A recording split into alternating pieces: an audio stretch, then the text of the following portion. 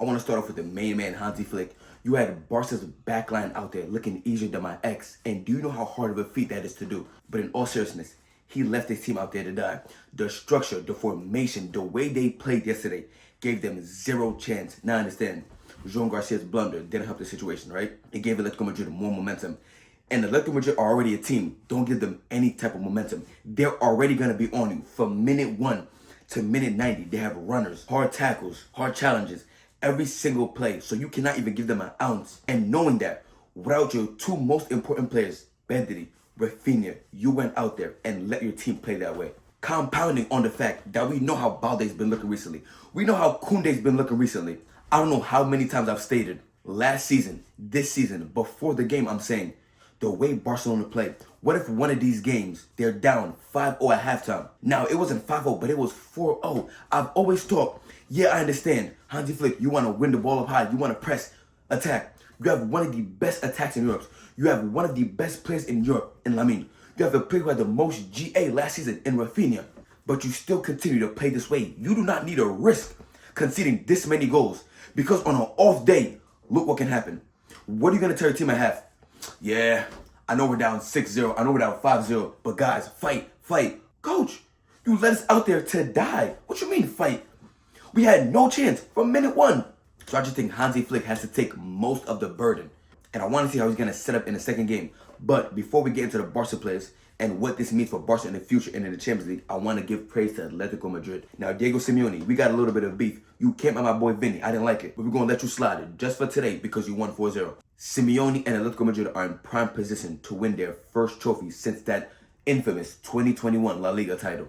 And I'm going to be honest, he deserves it. Now, I understand he's seen as the villain of football, but he puts this much time, this much effort into the team, their structure, the way they play.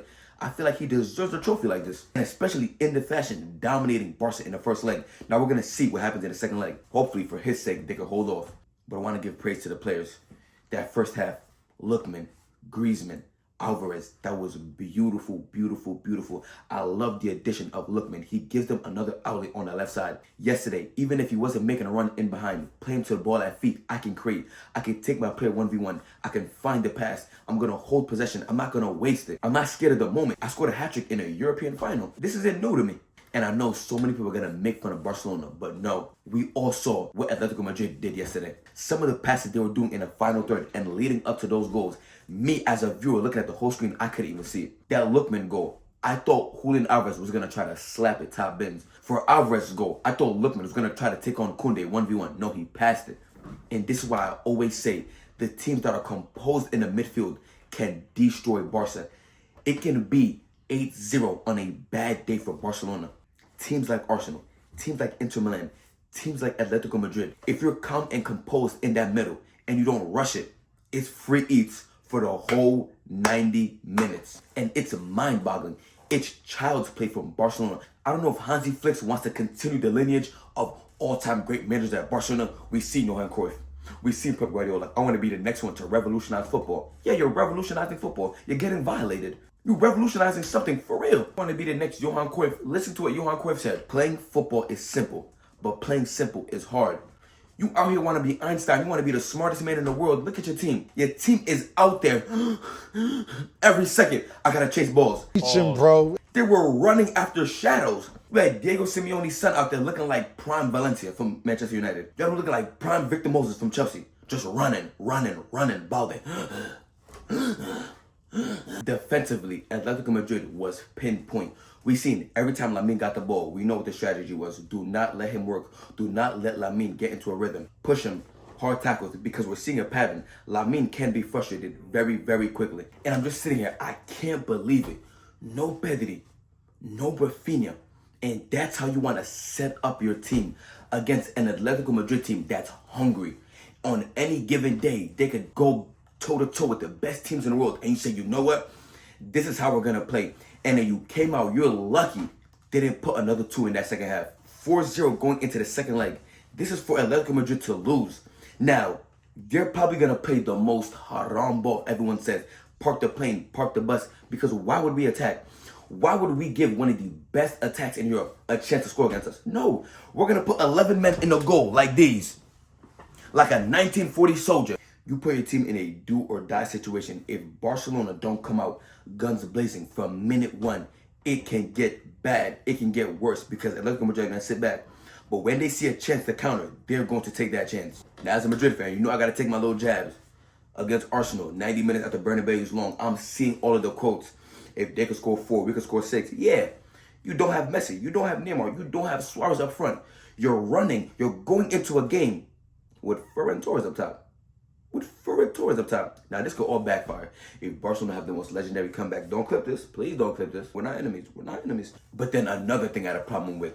Casado gets a yellow card, which potentially could have been a red card. You say, Lewandowski, we're going to go guns blazing. I put my hands on my head. I said, oh my gosh, this is going to get worse. And what happened? It got worse. Now let's switch our focus back to Barcelona. Balde, Koundé, I don't know what's been going on. I sat down yesterday and I was asking myself, is this fatigue?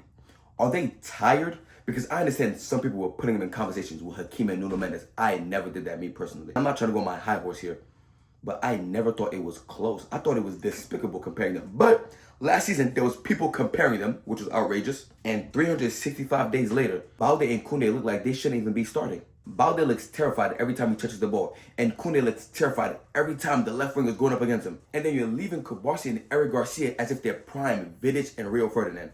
As if they're even Gabriel and Saliba at that. My boy left the game with an own goal and a red card. Hansi Flick, save us. Save us, please. With Casado and De Jong in front of them, who do you think these players are? I blame the Barca mob on social media for saying De Jong's our best midfielder this season. De Jong's been the best 6 this season. Man, Casado last season with Pedri, man, might be the best midfield pairing. You see what y'all be doing? And it is a wake-up call. Hello? But let me stop trolling. In all seriousness, this is the reason why last season I said I don't think they will have a chance if they continue playing like this at the Champions League. Because think about it. You're talking about for a round of 16, a quarterfinals, a semifinals. We know we have Barcelona in 2 weeks. You're telling me with the right preparation, we can't put 7 over 2 legs past the team? You're telling me with the right preparation, we can't put 10? If I was a coach going up against Barcelona in the Champions League over 2 legs, I would tell my players, if we don't score at least 6 goals throughout the 2 legs, it's a disappointment. Because Hansi Flick is out there playing in our faces.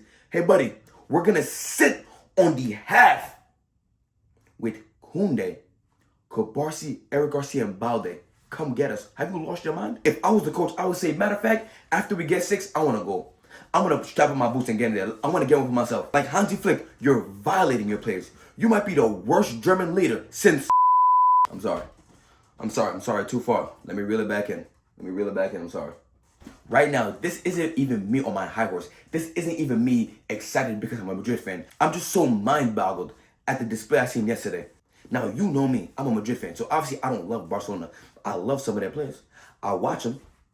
I don't hate Barcelona. I don't hate Atletico Madrid. Like I said, I will always be a football fan before I'm a fan of a player.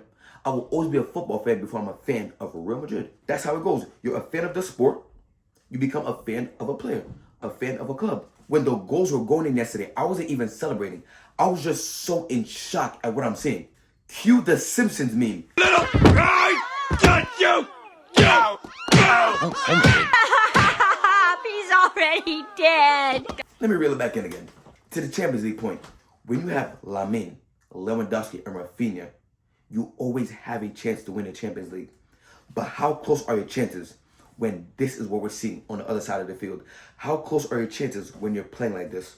How close are your chances when you're not willing to adapt? I think about it. You let a team like Inter Milan score 7 goals over 2 legs. Come on.